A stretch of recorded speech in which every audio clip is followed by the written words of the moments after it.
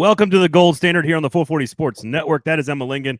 I am Braden Gall, and we are brought to you by Sinkers Beverages and Shotgun Willie's Barbecue. Of course, partnered with Emma's show over on It's All Your Fault on with the Nashville Scene and the Nashville Posting, Jeremy K. Gover, as well as Lower Broad Hockey, lowerbroadhockey.com. I had an interview with Greg Wyshynski of ESPN, a guy that I've known a very, very long time, and I wanted some outside perspective on the Nashville Predators, what went wrong, how exactly he's evaluating Andrew Brunette, what does he think, how does he define a successful offseason, and of course, what are teams doing in the NHL, what are the good teams doing that makes sense. So if you want to check out that entire interview, please go lowerbroadhockey.com and subscribe. I'm going to play a couple of short clips for you guys today. We're going to talk about one angle to the coaching decision that, frankly, I think we've alluded to it, Emma, on the show, but we haven't really delved into it. So I'm going to use that. You'll hear from Greg, and then we're going to kind of have a conversation about one of the more important angles about the coaching situation for the Predators that we have not really delved into. So we'll get into that. I have one clip that I'm not going to tell you what it's about, but I know you're going to have a reaction to it. And so everyone in the audience is going to find out at the same time as Emma when we play the clip of Greg talking about this one particular topic. It's going to be a lot of fun.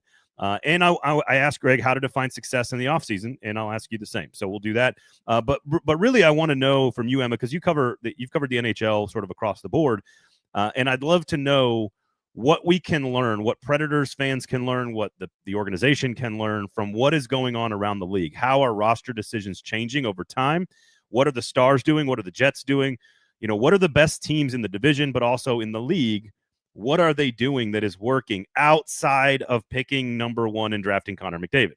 I am not suggesting that's not number one on the list. It is number one on the list. So we'll do that. Are you an NFL draft fan? Do you enjoy it as a sports fan? I mean, I'm a Steelers fan, so I'm slightly more invested this year than I have been in any other year.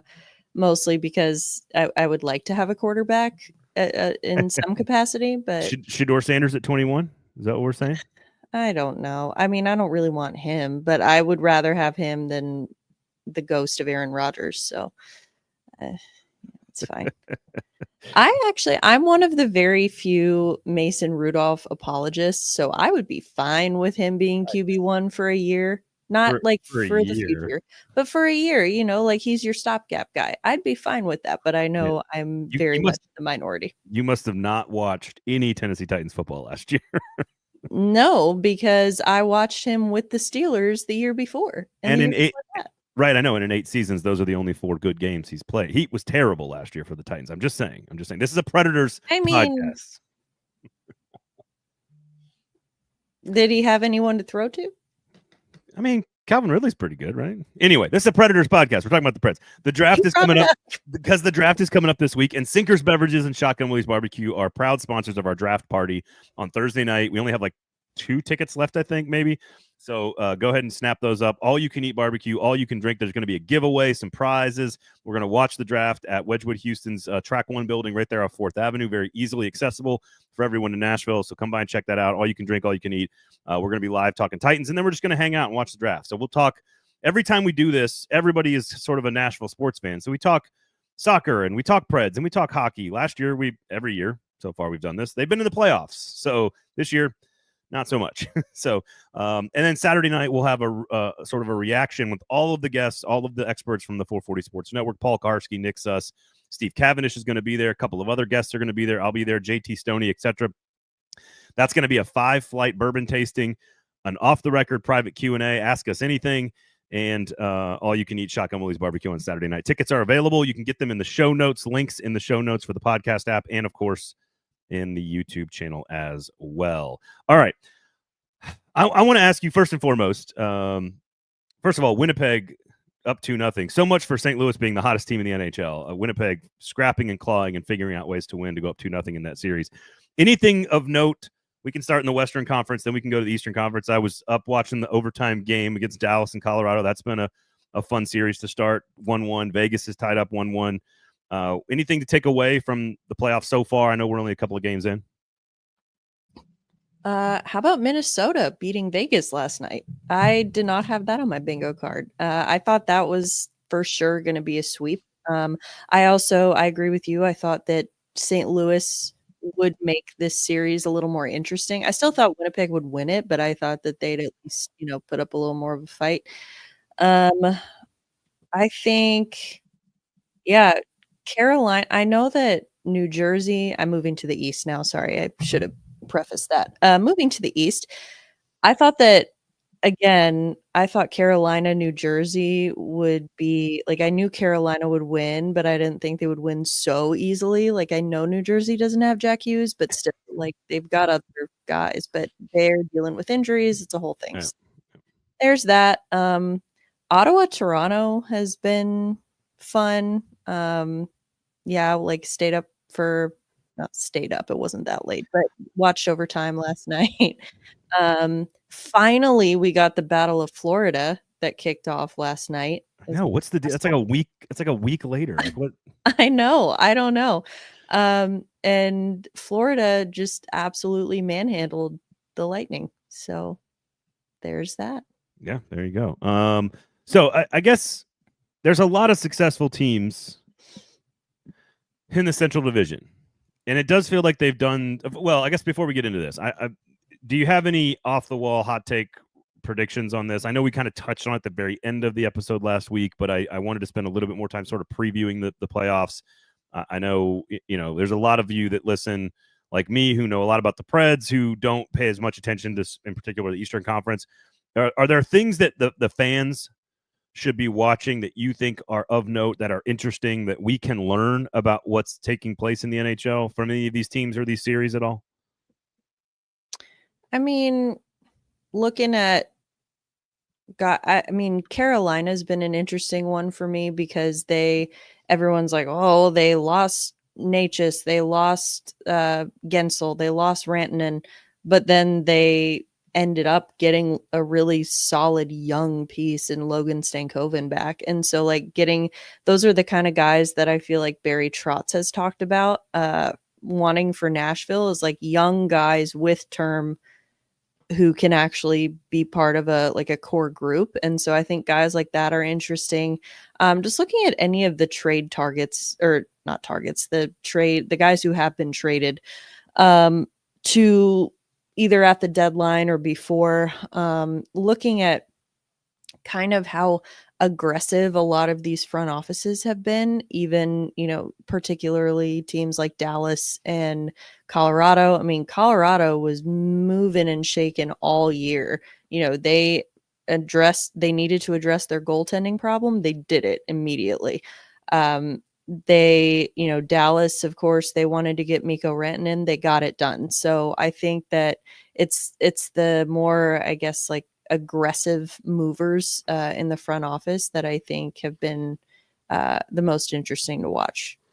Well, that's an interesting observation, considering the thing fans are complaining about with this organization is how aggressive the GM was on the weekend of July 1st.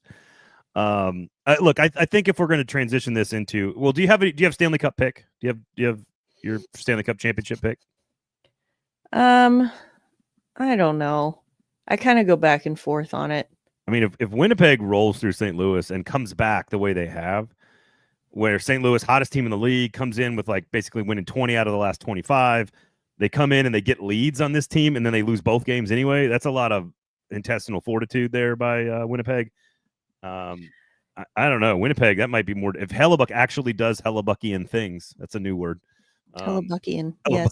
He has been, I will say, well, especially in game one, I would say a mere mortal. Like, not that he's been bad by any stretch, but he hasn't been Hellebuckian. So I'm like, if you unlock that next level in him, then but again, like Winnipeg won the President's Trophy, so now they can't win the cup. Like, that's sure, but they could lose in the championship to true Carolina. I don't know. You covered that team pretty well too. I did, but I will be the first to tell you they don't have goaltending. I would love to be wrong, proven wrong by that, but I don't trust their goaltending situation. I don't know. I hate to say it, but I mean, it's only been one game and I don't like overreacting to single games, but I thought people might be sleeping on Tampa. But after the way that they got shellacked by Florida in game 1, I'm like, does Florida go back to the final again? They might. I could see it. Winnipeg was nowhere near my predictions. I have been Oh, no. writing the Edmonton prediction all season, but now they played Los Angeles. I'm like, my bad matchup. preseason, I think, pick for the final, like who would be in the final. I don't even know if I picked who would win, but my preseason prediction was Edmonton and the Rangers. So clearly we're doing great. Do you believe in the building process? Because I mean, that was Edmonton. They built and built and built, and maybe they just aren't coming in at the right time with this group. Dallas has kind of been in that realm too, where they've built and built and built, and they've accomplished a little bit more, and then a little bit more, and then a little bit less, and then a little bit more. And it's like they have the team now, but they're playing at such an atrocious finish to the season. I don't. It's hard to tell. I think, Dallas and Edmonton are very different because Dallas has actually, like, a lot of their current core right now is homegrown. And it's guys that they've developed. Edmonton has 0 prospects. They have 0 farm system. Like, they have just cast all their dice on like winning right now. So I think that Dallas has done more of like the balance of, like, we're gonna try to again, interesting, kind of what Barry Trotz was trying to do. But yeah, I think that Dallas, I've always had, I know a lot of Predators fans are going to be mad at me for this, but I've always kind of like quietly rooted for Dallas to succeed because of the way that their organization is run. I think that, I am a big fan of Jim Nill. I think that he does, a lot of really good things. He's good at the balance of knowing when to be aggressive, but then when to, kind of back off and wait for things to pan out. Unfortunately for Dallas, I just feel like they've been so unlucky this year. I mean, with injuries and whatnot. So they've had a tough time. I also think, though, I don't know, I'm not sold on Pete DeBoer as being the guy. I don't think that he is I don't find that he is one who handles adversity very well, which is kind of an important quality in a leader. Why is it that so many coaches have like an instant impact and are so decent in the first like 2 years, and then everyone's like, message is worn off? Well, I mean, Laviolette's that way. Like, why is it like Tortorella? Like, all these guys are that way. Is it just a generational thing? I think that's more common. It's the guys like the John Coopers who are more of the anomaly that, they stick in one place for a really long time. And I think that that's just kind of what it is. It's like you get that shot in the arm and then eventually it wears off. And I mean, part of that is dynamics changing, that players on your team change, things happen. I don't know. But again, I think like people make a lot of, NHL coaches getting fired or hired or whatever. And it's like, I mean, it's not that big of a deal when an NHL coach gets fired. Honestly, like it would be a big deal if John Cooper got fired because he's been there forever. But I think that, again, he is definitely more of the anomaly in that situation. Yeah, it's just interesting that the number, as someone who doesn't know a ton about all the other teams and doesn't cover all the other teams, it does feel like more and more coaches in the NHL, like, man, this guy's really good right out of the gate. You're going to get a lot of response from him. The message is going to land. It's going to work. People are going to rally around the message. And having been around Laviolette, that's the only sort of frame of reference that I have. And seeing, like, I was told by someone inside the organization who left the organization, the Predators organization. This is back when they hired him. And this is way before I got into local media or ever covered a hockey team. I was a season ticket holder. I was living downtown and I was going to games, and we were just kind of being like, we were just friends. And I was like, oh, what tell me about Peter Laviolette. Like, what's the MO here? What do I need to know about him? And the guy was like, look, he's going to get a lot out of this team. People are going to love playing for him. He's going to get results right away. And then the act's going to wear thin real quickly on the media, on the fans, on the players. And I was like, okay. And I kind of just locked it away, never expecting to get a job on the Preds radio network and covering Peter Laviolette on a personal level, and then end up covering him, and sure enough, like they get results right away. But the reason I say all of that, not that anybody doesn't know all this stuff, but it feels like that's way more common in the league than, I mean, I guess maybe again, new generation of player, older generation of coach. Maybe we're in this transitionary moment here. And that brings us right to, honestly, some things that Greg Wyshynski had to say about Andrew Brunette, which is, I asked him the same question that I'm going to ask you here in this conversation, which is sort of what should and can we learn from what other teams are doing in the NHL from a roster building standpoint, from a front office management standpoint. Like, let's just take a look around and find out what teams are doing well, and let's see how we bring that here or learn from them. And one of he said a few different things. One of them was the Capitals, for example, have just been very, very good at timing their acquisitions of assets, which is finding depreciated assets. And I would say the Stars certainly did that with Matt Duchene. They bought low on him. I don't think they bought low on Mikko Rantanen, but they did. But Carolina had to get rid of, like, they weren't going to keep him, so they needed to move him, and so the Stars took advantage of the situation. And the price tag on him came in lower than I think we were all talking about. So I think that's another angle of this. But one of the things Greg Wyshynski said was that Andrew Brunette's style of coaching, and this is not a new take, but I thought it was an important take, that the style of coaching, the system he runs, the style of hockey he wants to play is where the league is going, and it's modern. It's a modern version. He may not be great at it. He may not be the right coach.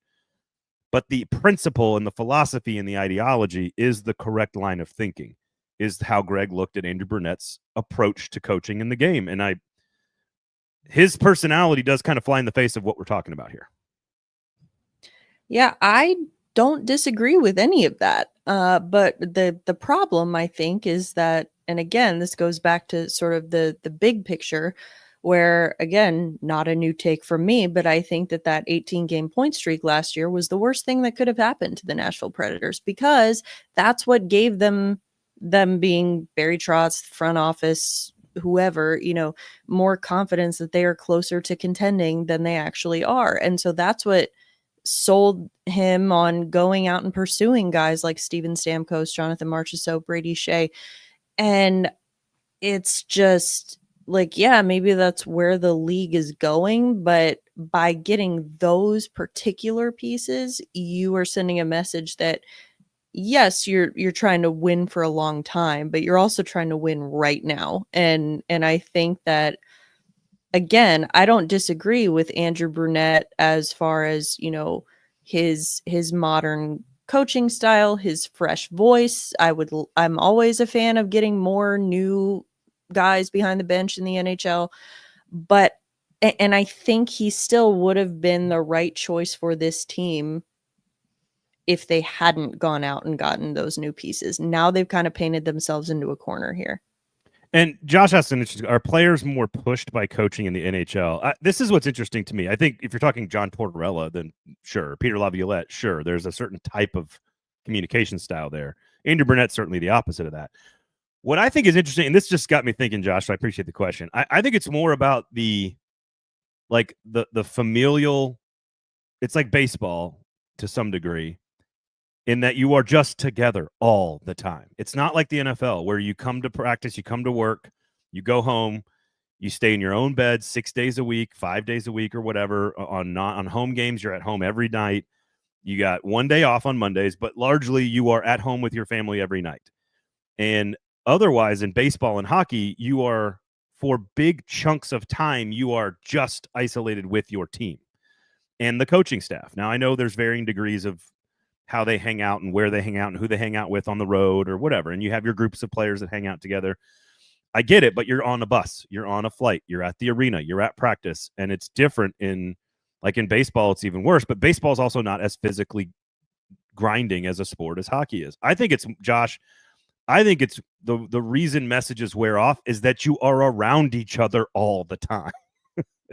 I think it's more about that than it is about that they're being pushed harder. But hockey is the most physical of the three sports that are played all the time.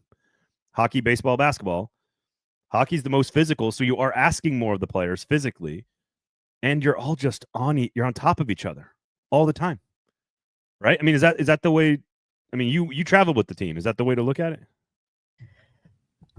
I think that's an interesting, I mean, I honestly hadn't really thought about it that way, but I think that that could be part of it. I mean, you are around each other all the time, so I could see how it would kind of maybe start to wear thin. Um, but it's, I don't know. I think that I just don't know. I really don't know. But I Yeah. think It's a it good has to do question. with, I mean, it has to do with the number of games too, I think, That's obviously, what I as mean. opposed to like NFL, not even just the travel part, but I just think that in general, there's more, you All the can't time. just, you don't just, lose a game and be like, well, see you next week. Like you've Right. got another game tomorrow. So yeah. I think it's the combination, and Josh says this, I was thinking about the high intensity nature of the game, playing with your hair on fire for 45 seconds. So a high intensity coaching style. I mean, I think it's the combination of being around each other all the time, playing so many games, and being asked to push. But some coaches like Brunette ask players to push in a very different way than a Tortorella or a Laviolette does. So I don't know. I think that was interesting that Wyshynski's perspective on Brunette's style and philosophy was more in line with where the game is going. And I don't think that's a revolutionary thought. I just think it was interesting as I'm working on kind of collecting a bunch of interviews from outside of the market to try to gain insight on what other people think of the Predators and Barry Trotz and Andrew Brunette and the players, to have the first conversation go with, no. I think they should stay the course. I think they should not panic. I think Brunette's has the right options and the right philosophy for the future of the NHL. And then I look around the league, and it's still a bunch of old coaches doing this stuff. So I got a clip of Wyshynski to talk through one issue on the Brunette firing or hiring or keeping that we need to get to in a second. But what about the rest of the league in terms of, we talked about Dallas drafting. Dallas drafts really, really well.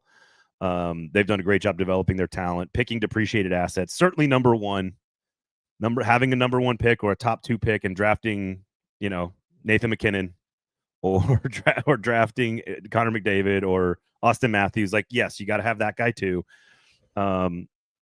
Speed is another one. I just think this team is slower, and they played real fast last year, and they've got like the teams that are I'm astonished by how fast these other teams are sometimes. Like St. Louis went up and down the ice on the Predators in the last Oh month of yeah. the season. St. Louis ran circles around him. And St. Louis, again, they don't really have, I mean, and I don't mean this with any disrespect, not saying that they're not a talented team, but like they don't have a Nathan McKinnon or a Cale Makar or, like a generational star on their team. And they can still do it. That's why, again, going back to Dallas, I find them so interesting because like they have so much depth, like forward depth. Defensive depth, not so much, but forward depth they have, and A lot of it. Like and I'm they amazed that they can pay all of them and how they got all of them. It's crazy. well, and I think that it's they're also a team that they have consistently, at least for the last several years, they have picked like near the middle of the draft order. It's not like they're getting top 5 picks every year, they're, and Right. so I think that they've their scouting department obviously deserves a lot of credit for that. But yeah, I think what you need to do and what teams like Dallas have done, what teams like Colorado have done very well, I think, is that you need to then complement that homegrown talent by bringing in the pieces that because you're not going to be able to address every single need through the Right. draft. Right. And it's just not going to happen. And so you need to be able to get that right balance of knowing like, okay, here's what we got in the draft. Here's kind of the timeline for when these guys are supposed to be ready or when we expect them to be ready. Because obviously it's not instantaneous, usually, where they just hop into the NHL. And then you need to address, you need to be aggressive and get the assets that you can't fulfill in the draft and do it elsewhere, whether it's free agency, whether it's trades. I think that honestly, and In Jonathan Mark, Tampa Bay's case, Ryan McDonough, they developed and then acquired. yeah, They did it both. so Tampa is wild to me. Like I could not, I mean, Julien Brisebois, is so whatever his quote was at the trade deadline when they're like, "Hey man, you have like no draft picks. Do you know that?" And he was like, "Well, yeah, I'd rather win games than have a bunch of draft picks." And it was like, okay.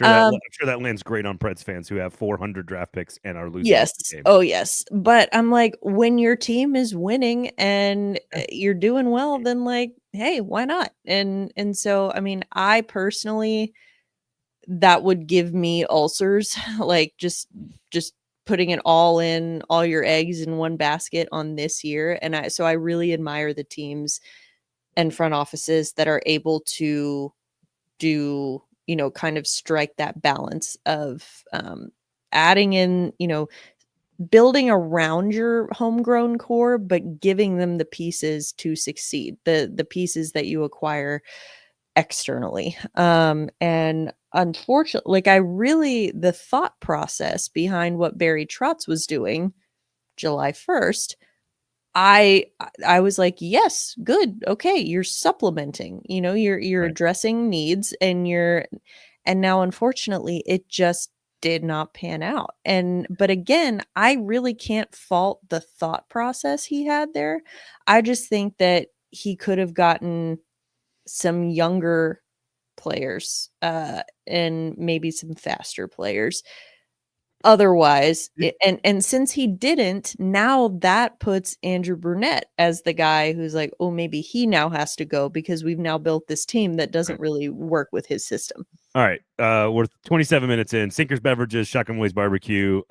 Enjoy the playoffs. We'll continue to talk through the playoffs and what we learn from the playoffs as they unfold throughout the course of every night. This is a really fun time where you get an NBA game and an NHL game like at all times every night. Like that's just fun. And I enjoy that, especially as a impartial observer who has no team in the hunt. I assume Memphis will be eliminated quickly from the playoffs. I don't care about the NBA, but baseball is happening too. So you get baseball and hockey every night. Baseball, there's 150 games to go. Come on now. Yeah, but playoffs are the playoffs. Anyway, and so see, now I forgot what I was going to bring up. Oh, did you see Stamkos? I saw this and I don't know where I saw this.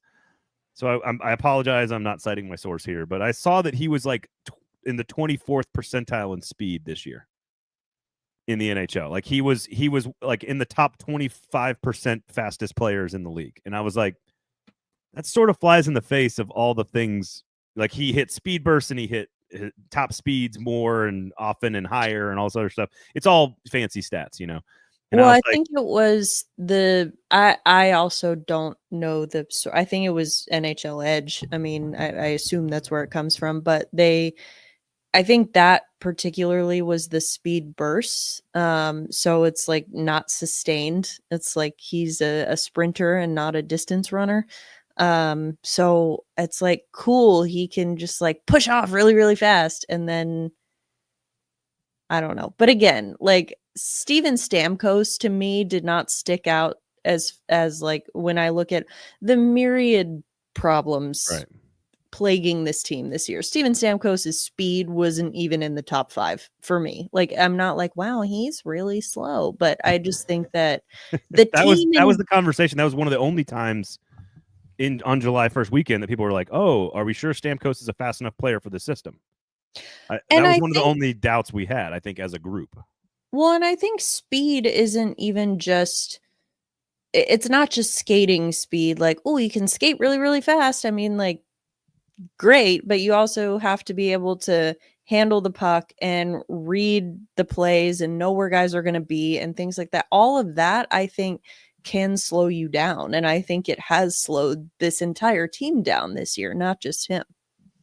So, all right, let's talk coaching and the situation and what's going on. I'm going to bring this up. By the time you hear this, it could be out of date. So I don't know. But 2 years ago, the Tennessee Titans had a long delay before the front office would meet with the press at the end of the season. That was because they were firing Mike Vrabel. You and I and everybody else, Adam and everybody else, even Greg Wyshynski, have been of the belief for a while that Andrew Brunette is coming back.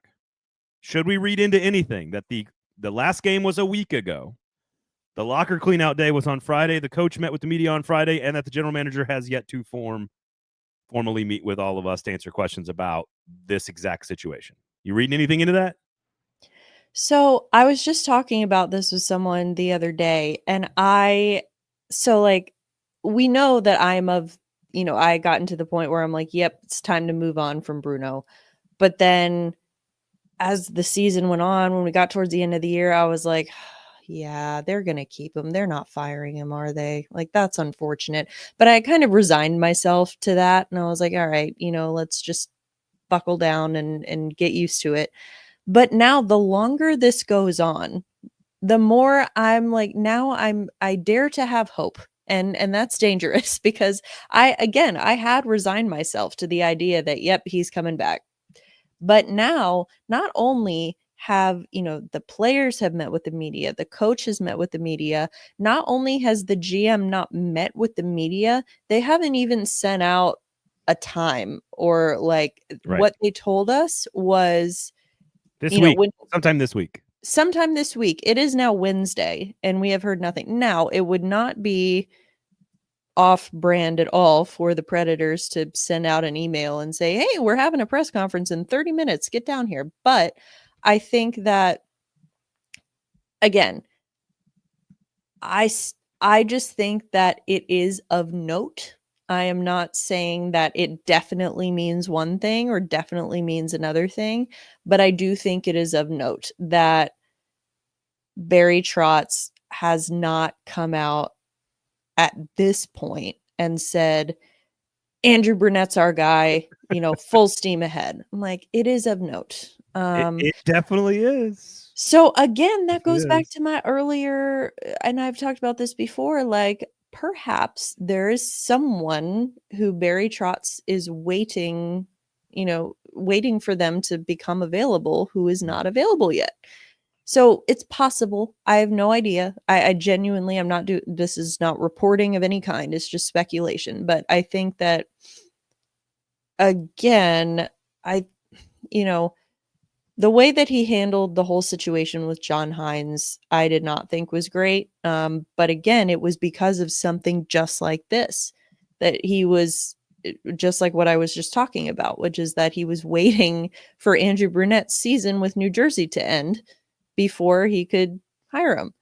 And so now I'm like, is it someone who's in the playoffs? Is it someone who isn't but hasn't gotten fired yet? Like, I genuinely don't know.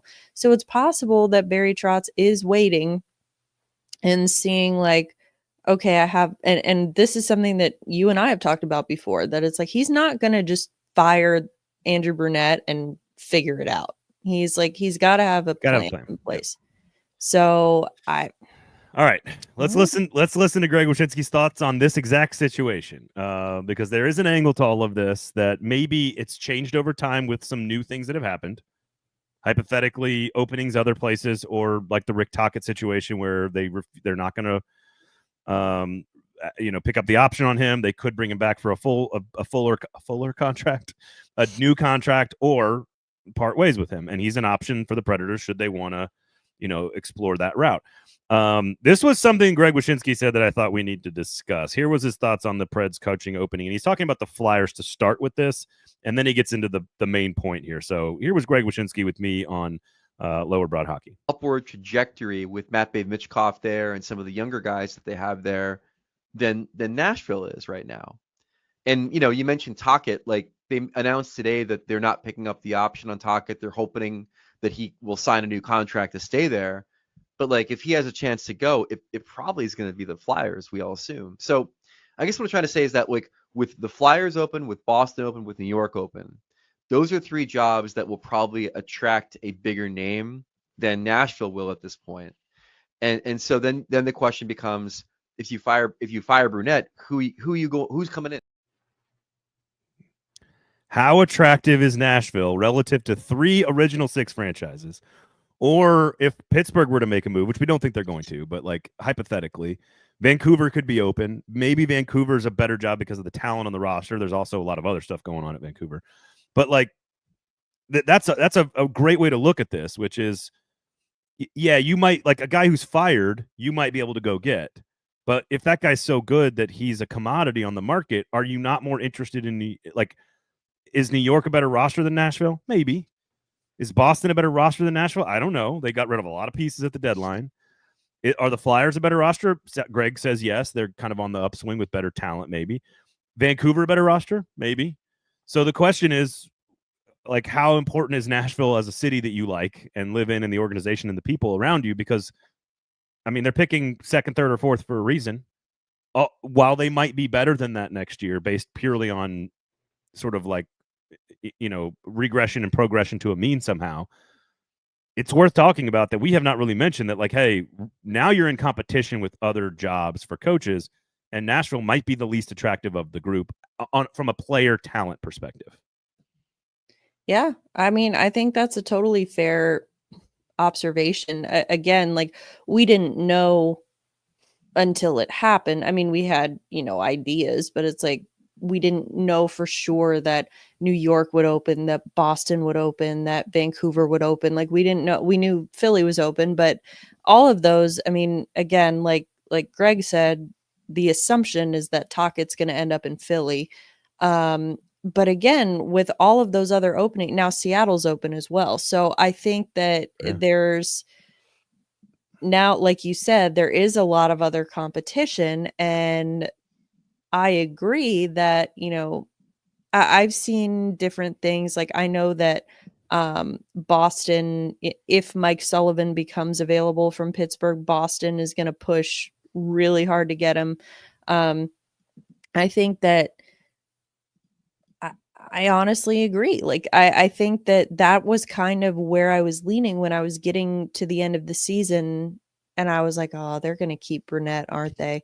Because I'm like, who else are you going to get? Because once these, it became pretty clear New York was going to be open, Boston was going to be open, all of these, like, that's a lot more appealing. Like, original 6 franchises, yes, but better rosters. Maybe not New York, but I mean, in general, I think a lot of this is going to come down to, maybe not a lot of it, maybe that's saying too much, but some of it is going to come down to, because hockey, and I mean, to some degree, any industry and any sport, and especially, is like this. But I think a lot of it is going to come down to relationships. And obviously Barry Trotz is a guy who's got a lot of relationships in the league. So it's like, how is he going to, he's going to have to be a really good salesman and have a really good pitch to bring someone to Nashville when all of those other jobs are open at the same time. Yeah, and again, it's not to suggest that Nashville doesn't have a lot to like. Lots of draft picks, some veteran players that are very good, some young talent that's coming up, a goaltender who's stable, didn't play great this year. Great city, organization that largely has been very good at taking care of its people. Great place to raise kids, have a family. Like, there's a lot of reasons that Nashville's good, but like, an old hockey mind might look at an OG6, like an original 6 franchise, and be like, that's like coaching for the Yankees or Alabama football, or there's a prestige that goes with Alabama, with the Rangers and the Bruins. Like, those are prestige jobs. And all things considered equal, if you're a hockey guy who's from the North and wants to coach in a premier hockey market, sure, you might take a bunch of shit from local media in New York and Boston, but the payoff is pretty big. So if you're the guy who can return the team to glory, especially the Rangers, been a long time for them. A little different for Boston. They've had so much recent success, and I think the fans are coming. Maybe this is delusional to talk about Boston sports fans this way, but like, they've had a lot of winning, so maybe they're okay with understanding they have to rebuild some, but that's not how Boston sports fans work. Is indeed delusional, but I love your optimism there. No, but I think with the Rangers too, like, there's so much at play here with the Rangers, and then to a much, much lesser degree, I would put Vancouver in this category as well, that they've had some, well, actually, you know what? Boston too. Some, I don't know if turmoil is that might be too strong of a word, but like, with their front office and their leadership, and again, it all depends on how these prospective coaching hires value, or weigh certain things. It's like, well, the front office in New York is a hot mess, but like, how much do I want to just be Yeah. blissfully ignorant of that and coach an original six team in New York. Like, again, it all depends on how they weigh these different things. If only they could have gotten Montgomery. It's like that's the thing. Like they had the ability to go execute a plan like in the middle of the season, which I know is I'm talking out of both sides of my mouth because that was like the John Hines thing. You know, it's like don't just. It's weird that they hired him in the middle of the season. That's what's weird. They didn't do a full coaching search. Well, I assume they probably fired Laviolette knowing they were going to get Hines, and that was what they wanted. That's what David Poile wanted. And so looking back on that, I think you can kind of talk out of both sides of your mouth, and I'll put my hand up to make sure I'm accounted for on that. But the longer you waited, the more other things happen. Those other things affect the market, and those other things are now in play. And so just something we got to consider. And Greg sort of pointed it out very quickly, and I was like, oh, God, I should have thought of that. So now it also has just happened. A lot of this stuff is recent, right? And what I think is hilarious is just like if Nashville were to come open, you'd have like half of Peter Laviolette's jobs open because you'd have Philly, New York, and Nashville all open, all of whom have fired Peter Laviolette. Now, if Carolina, I mean, this won't happen, but like right.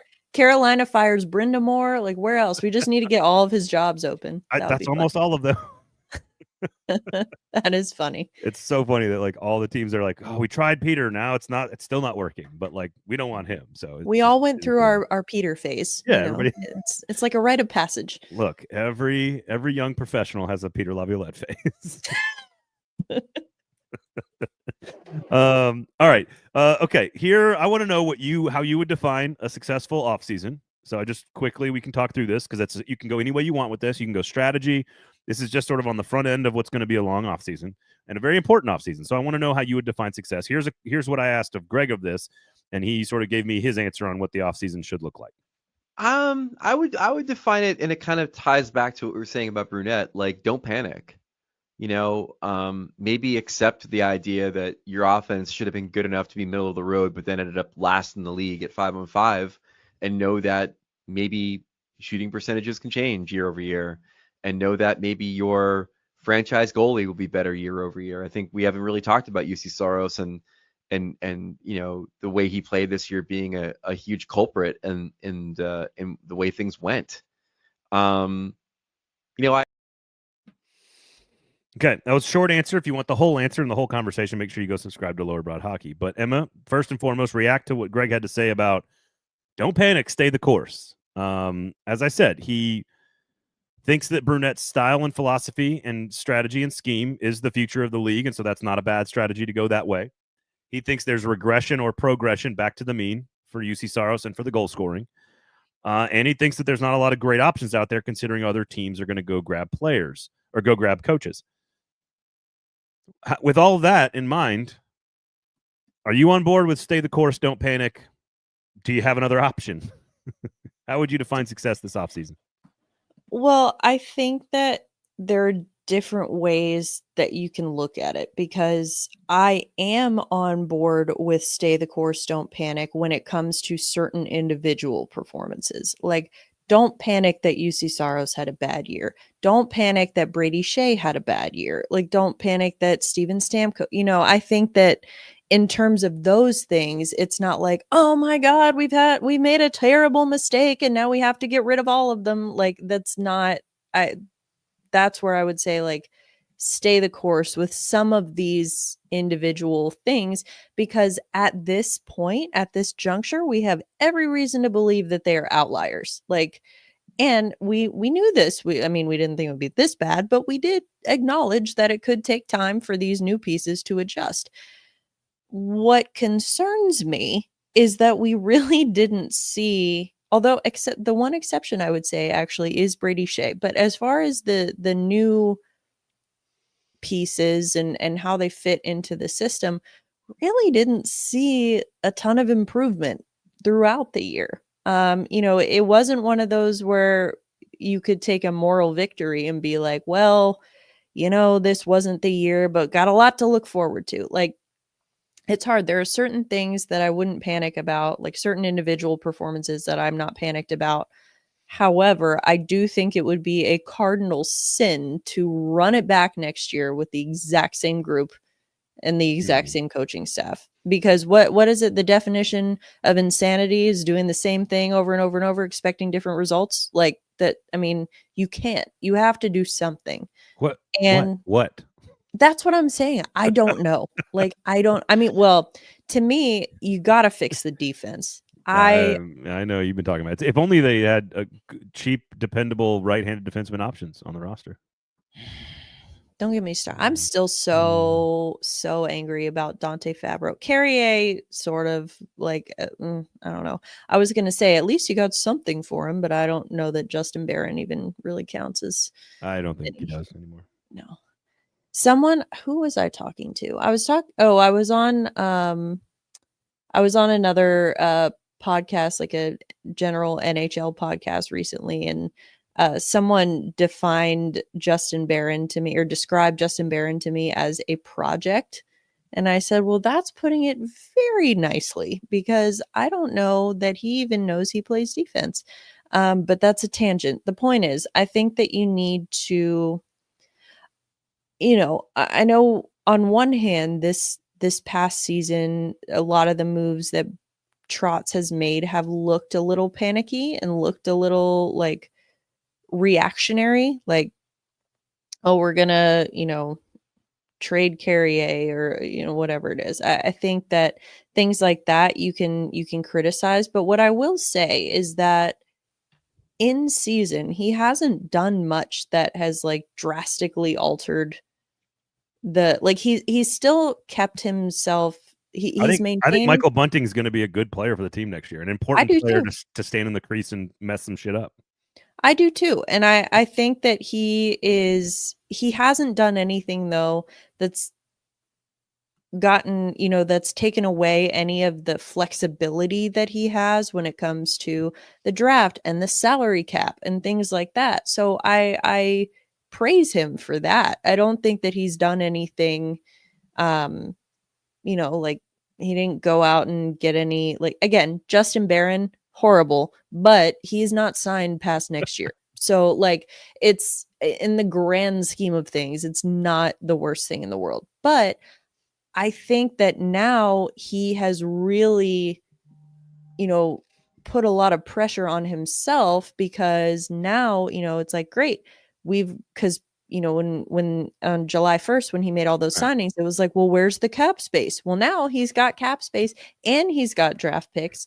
What are you going to do with them? Yeah. That is why I think that this offseason is going to be so critical for him. I feel like, and this is maybe a cop-out answer, but it's two good pieces is my answer to what a successful offseason looks like. If you're going to stay the course and they're going to keep the coach, and you can't really move the guys that we're talking about in this, I do think there is going to be, just generally, shooting percentages will get better and the team will be more equipped. I think generally they're going to be a little bit better. I don't know what that means.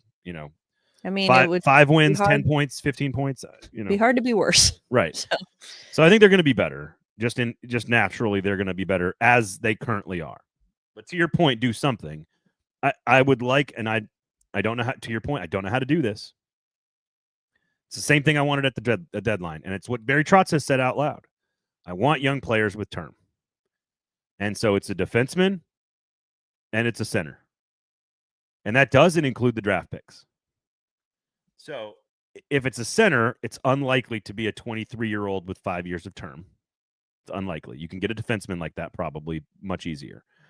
But if you can go take a risk on a depreciated asset, which is what I'm learning from Washington and Dallas, and develop your draft picks the way Dallas has and go acquire pieces at the right time, it's about a center and a defenseman before the draft and using draft capital to maybe go get those pieces. But it's one center and it's one draft and it's one defenseman. If you get those two pieces and then run it all back, UC Saros will be better. The veterans who are Hall of Famers are going to be better. The young players should take a step forward in development. The older players who were new into the system should be better. The injuries, Roman Josi on the ice makes the team better. So I do think my success in the first phase of this, if you're going to keep Andrew Brunette, is go get two pieces, one center and one defenseman. And I'll settle for one of the two, but that would be how I would define it. And then you got to draft, you got to win the lottery, you got to draft right, you got to draft well, like all this stuff. So, which you're not going to know for years from years on out. So, yeah. And I would say, Barry Trotz, if you acquire via trade or free agent signing anyone over the age of 27, that is horribly bad optics, because he comes in talking about they want to get younger and faster. And what do? They get Stamkos, Marchessault, Shea, even Bunting, I think, is 29. Like, that's, again, I'm not saying that they're not good players and they can't make this team better, but if you're trying to talk about make this team better for a long time and get guys who are going to be, again, if you're committed to Andrew Brunette and his system, if you are, that's fine, but you need to give him the right tools for him to be successful.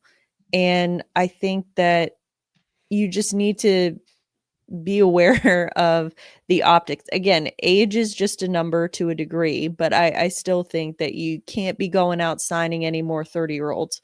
Like, there are depreciated assets who are 26, 27 years old. Right. Like, you can easily, maybe not easily, but like you can get those. They're available. Trevor Zegras is the example, right? Like that's an example. Now, I don't think you go get him, but like that's an example. Like, Dylan Cousins was not a depreciated asset; he was just an asset. Yeah, and didn't want to. I mean, I think people are like, oh, didn't want to put Tommy Novak was not going to be a needle mover in that deal at all. And you know what?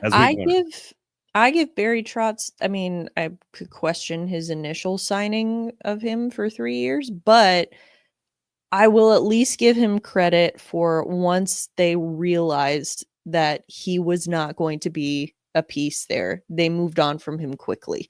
And so now I think that, you still need that center. They've, between the two like young centers that they have, although Tommy Novak is 28, like he's not that young, but they had, it was him and Svechkov. They have decided to put all their eggs in the Svechkov basket. That's a no-brainer.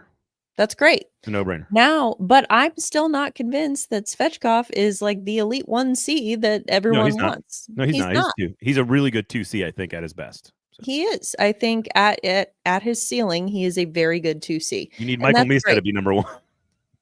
Well, and here's the thing, I see a lot of people talking about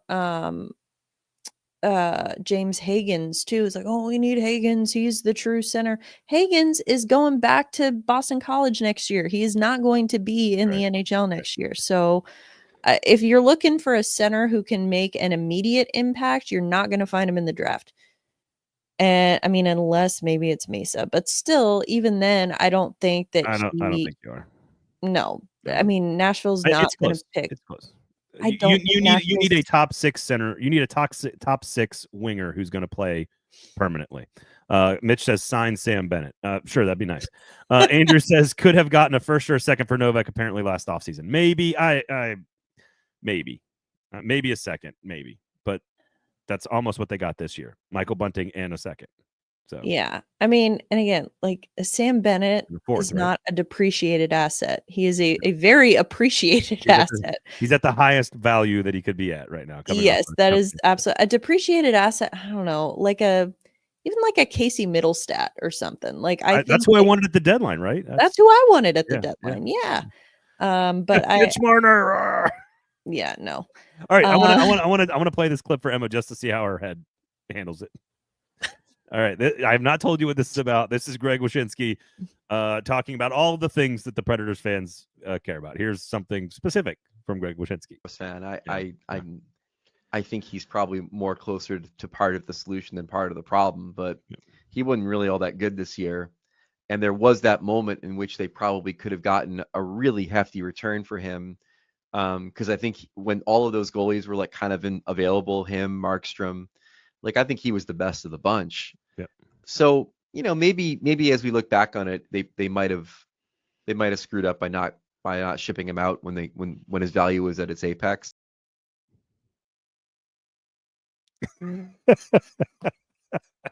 Greg Wyshynski says, maybe they should have traded UC Saros when his value was at its highest. Well, it's easy to say that now. Well, that's when how they're he framed it, you know. yeah, like, at the time, I don't think that because at the time, I don't think they would have gotten a ton for him because he was entering the last year of his contract. Like, I mean, not saying they wouldn't have gotten a return, but I don't think it would have been the kind of needle-moving return that the Predators would need or be seeking.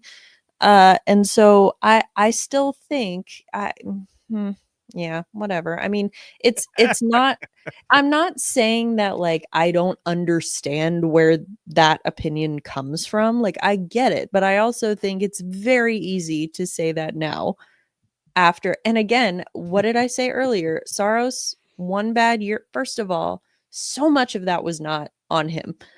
It was the horrific defense playing in front of him. And now that's not to absolve him of any and all blame. I'm just saying that things like goalie win percentage and stuff, like, I don't think that that should be something that is And really, taken into account. and Greg said there at the start of his conversation about this, and there's a lot more to it than just what you saw. Obviously, go listen to got to subscribe to go get the whole thing. But he basically said in that clip, like, I am of the belief that UC Saros is a much bigger part of the solution than the problem. I think that's absolutely I don't think he said anything that was not true. No. And that's where I'm saying I get where he's coming from. I'm not saying he's out of his mind. I just think that if you look at this Predators, like this season as a whole, I still don't think UC Saros was even one of the top 3 like problems with this season. Maybe top 5. No, but they're keeping the other 4. I mean, they got the same defense core is coming back as of right now. The coach is coming back as of now, and the aging veterans and the young players are all coming back as of now. So, well, I would say like the 3 most glaring problems to me. Some maybe I think are more easily fixed than others, but the glaring problems, the coaching not matching, not saying the coaching is bad, but it does not match the roster, the defense, and the lack of goal scoring. And the goal scoring is one that I tend to agree. I think that's one of those things that I'm not totally panicked about yet, because again, it should come back to the normal. We have every reason to believe that last year was an outlier in terms of something like that, because we don't have enough evidence to the contrary. But historically bad shooting percentages. So yes. Certainly some luck is a big factor of that. I always find the XG stuff, soccer, basketball, hockey, whatever, I find it interesting because there is a very clear like luck factor. You've got BAPIP, right, in baseball, like batting average on balls in play. Sometimes you rip the ball and you hit it right at a player. Sometimes you have an elite shot and it hits the top of a goalie's stick. Like there's luck involved, but also great players create their own luck over time. So over time, it has to progress for this team to the mean. And I think you can expect some of that for next season. The question is how much, and does it fix the problems? And I don't know if it does. That's why we need a good offseason. So we'll see what happens. Sinkers, Beverages, Shotgun Willie's Barbecue, big draft party coming up Thursday and Saturday. Come hang out with us. It's going to be a lot of fun. We'll talk Titans and draft. But hey, you know what? If you're there and you want to talk Preds, we'll do that too. It's for Nashville sports fans, and all of it is for a great cause, for the Our Kids Foundation charity event. So come on out and hang out. All you can eat, Shotgun Willie's Barbecue. All you can drink. We got a bourbon tasting, private Q&A off the record. We're going to have a giveaway on Thursday night, a little grab bag there from Sinkers. So come on and hang out. It's going to be a lot of fun. And other than that, Emma, where can the good folks find you? You can find me on social media at Emma_Lingan, and you can get my Friday newsletter from Lower Broad Hockey. There you go. Thanks for hanging out. Thanks for listening. Thanks for watching. Notifications turned on. Have a great draft weekend. I guess we'll hear from Barry Trotz at some point soon. Stay tuned. Who knows what he's going to say. For Emma, I'm Braden. Thanks for listening. We'll talk to you next time.